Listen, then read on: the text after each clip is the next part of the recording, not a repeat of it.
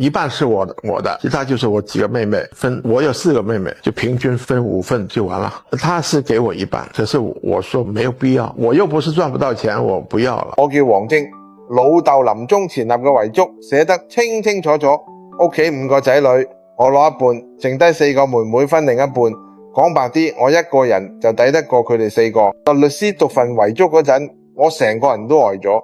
我同律師講將遺產分成5份，我哋兄妹5個一人1份。律師當時都呆咗，眼定定望住我。我當時就同律師講，我又唔係賺唔到錢，錢夠使唔就好，錢再重要，仲可以重過兄妹感情咩？呢番話我講得好坦然，心裏邊都真係咁諗。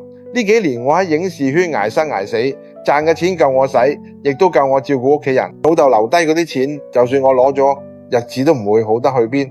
但如果我真係攞咗嗰一半，4個妹妹心裏邊肯定唔舒服，我哋兄妹之間嘅情分話唔定就斷咗。我呢一世咩都見過，咩都經歷過，最清楚嘅就係錢冇咗可以再賺，情分冇咗就再都揾唔返嚟。呢件事傳出去，外人一輪冷嘲熱諷，話我好傻，佢哋唔明白，喺佢哋眼裏錢就係命根，越多越好，攞幾多都唔嫌多。但我呢一世最唔缺嘅就係錢。拍電影就算俾人鬧爛片，我都有市場，有人投資，有觀眾買賬，我一樣可以企住賺錢。你哋都唔好覺得我扮清高老豆嗰啲家底，講出嚟唔怕你哋羨慕。淨係尖沙咀嗰間屋，而家市價就上億，仲唔好講佢收藏嘅嗰啲劇本手稿啊、老膠片同埋幾間影視公司嘅股份，換轉係其他人，恐怕早就低聲下氣接住咗。